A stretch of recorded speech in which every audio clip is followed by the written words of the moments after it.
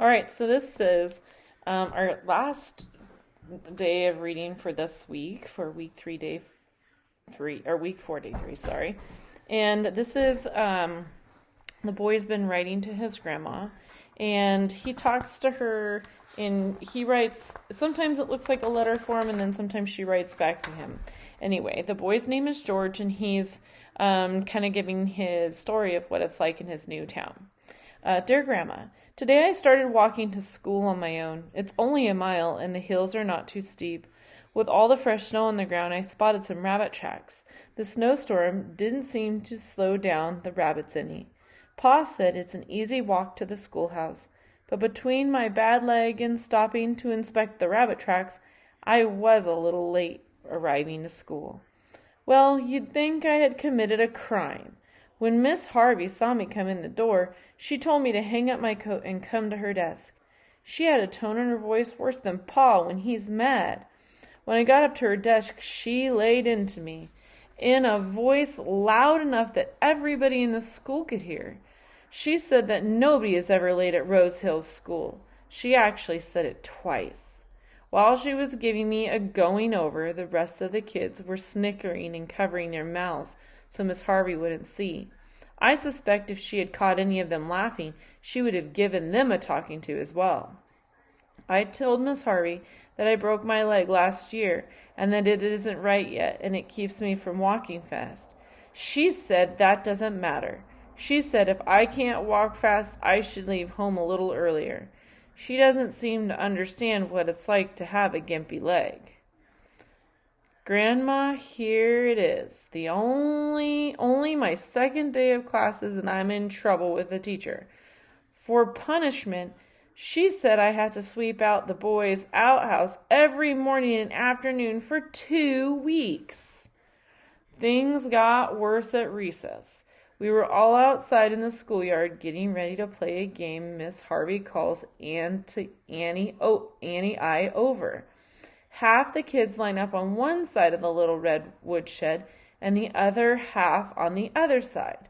All that's needed to play the game is a rubber ball.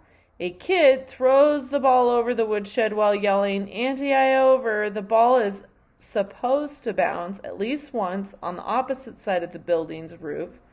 If someone on the other side of the building catches the ball, everyone on that side runs around to the other side, and the kid who caught the ball tries to tag a kid on the other side, either by touching the kid or throwing the ball at him.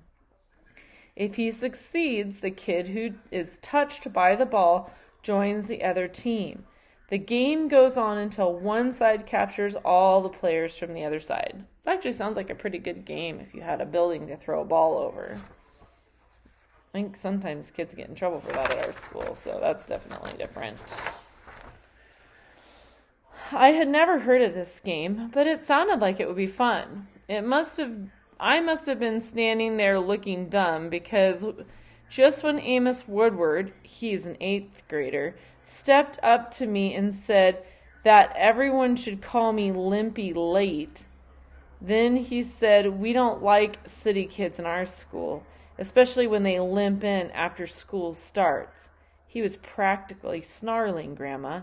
Amos Woodward is taller than I am, with his arms that look like fence posts and a head that seems stuck straight to his shoulders, with no neck at all. His brown hair looks like it hasn't seen a comb for days, if ever.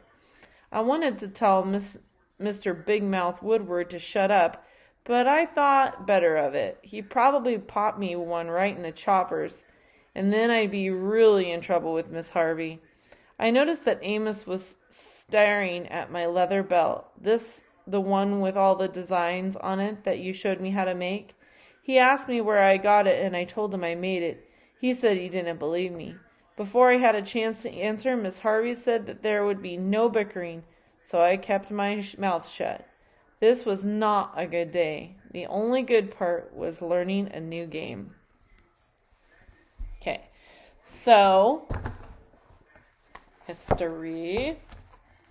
So this is a historical fiction, and again, we're going to be looking at doing some letters to the senior citizens for week 5. So I'm going to get started on this week or day 3. And this is just connections and facts about the story. I'm going to write anti I over is a game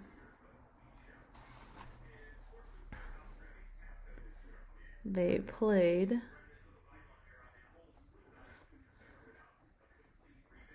with a rubber ball, and it sounds,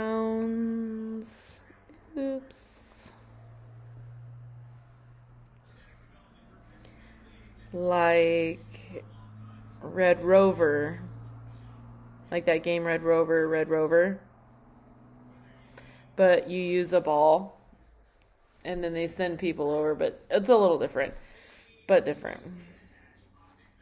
I'm going to use this game when I write to my senior to see if they've ever played this game before. Number 2, the teacher seemed a little harsh.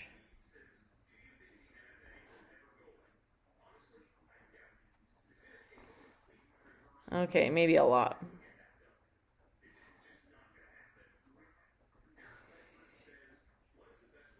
When he said why it would take a while.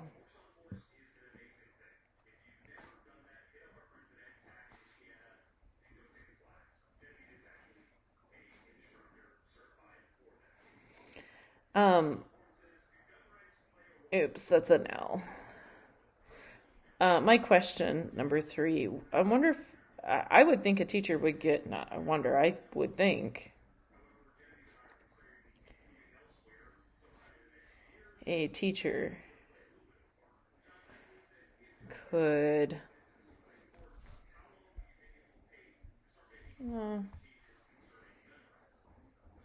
get in trouble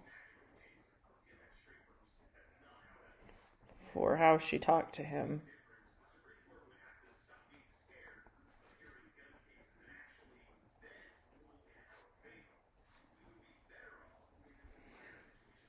Also, teachers nowadays can't make kids, teachers can't make kids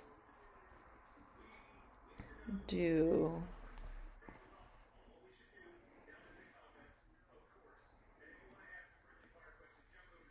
janitorial work,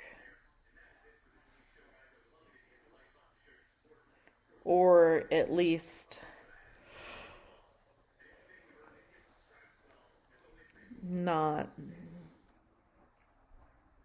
the jobs with chemicals.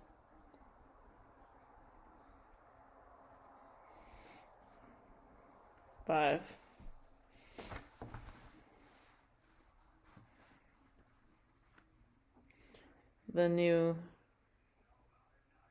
The kid Woodward, is that his name? Woodward. What's Emus? Doesn't sound very kind. I wonder if they get in a fight.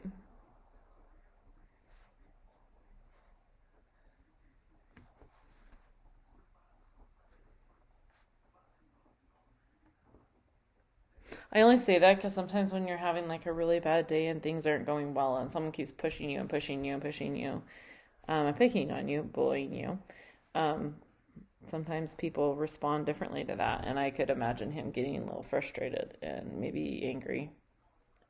So it'll be interesting to see what happens there. All right, so I've got my 5 things. I'll leave it here so you can look at it if you want. You can pause your screen. All right, have a good day.